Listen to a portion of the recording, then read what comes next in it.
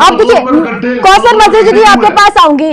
पंडित धीरेन्द्र शास्त्री क्या हिंदू और मुस्लिमों को भड़काने की कोशिश करे क्या? लेकिन उन्होंने अभी मुस्लिमों की बात नहीं की है। वो कहते हैं कि मुस्लिम हिंदू सभी लोग मेरे पास पहुंचते हैं, मेरे दरबार में पहुंचते हैं।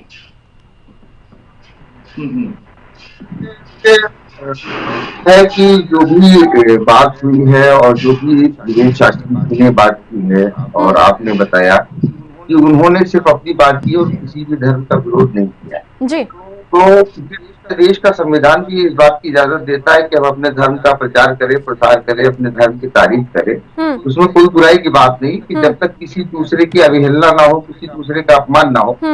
तो उन्होंने जो भी कहा, अगर उसमें किसी धर्म का अपमान नहीं हो रहा है तो इसमें जाहिर सी बात है कोई इस तरीके की कोई बात नहीं है। उन्होंने अपनी बात की है और हर व्यक्ति को अपनी बात करने का अधिकार है। जी ठीक है, मेहमानों से अनुरोध है, बैठ सकता है देश का इतिहास। ठीक है, कौशल मंत्री जी आपके पास आऊंगी।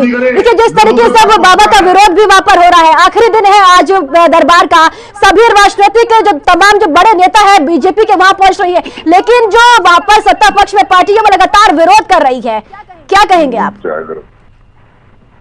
मैं थोड़ी सी बात को अपनी कंप्लीट करना चाहता हूँ, तो मैं चाहता हूँ कि 2 मिनट का वक्त दें और मैं अपने सभी साथियों से अनुरोध करूंगा कि कृपया व्यवधान न उत्पन्न करें। देखिए जिस तरीके से बात हो रही है, उन्होंने धीरेन्द्र शास्त्री जी ने जो भी बयान दिया है, जो भी बात कही है, उन्होंने अपनी मन की भावनाओं को उजागर किया है और प्रत्येक व्यक्ति को अपनी मन की भावनाओं को उजागर करने का अधिकार है। और रही बात है कि किसी धर्म विशेष का राष्ट्र बना देना, तो 1947 में जब देश का विभाजन हुआ था और भारत अस्तित्व में आया था, तो उस वक्त के जो हमारे पुरोधा थे उसमें बड़ी हस्तियां शामिल थी, बड़े बड़े लोग शामिल थे और हिंदू धर्म के भी लोग शामिल थे, सारे धर्मों के लोग शामिल थे।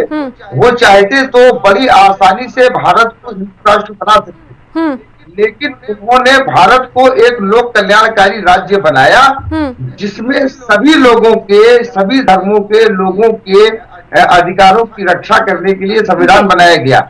और मैं आपको बड़ी जिम्मेदारी के साथ ये बात बता देना चाहता हूँ कि इस देश में लगातार पिछले 75 सालों से हिंदू और मुसलमान इस देश में साथ में रहते हुए चले आ रहे हैं और हर मुद्दे को चुनाव से जोड़ देना। देखिए भारत एक बहुत बड़ा राष्ट्र है, यहाँ किसी न किसी प्रांत में हर जो है साल में 6 महीने में 3 महीने में चुनाव होता रहता है। तो किसी भी धर्म अधिकारी के किसी कार्यक्रम को धर्म और चुनाव से जोड़ देना, राजनीति से जोड़ देने का मतलब ये है विवाद पैदा करता है। ठीक है, ये बात होगी। ठीक है, अब समय का अभाव है, चर्चा को आगे नहीं ले जा पाऊंगी और बहुत बहुत शुक्रिया सभी मेहमानों का चर्चा में जुड़ने के लिए, बहुत बहुत धन्यवाद।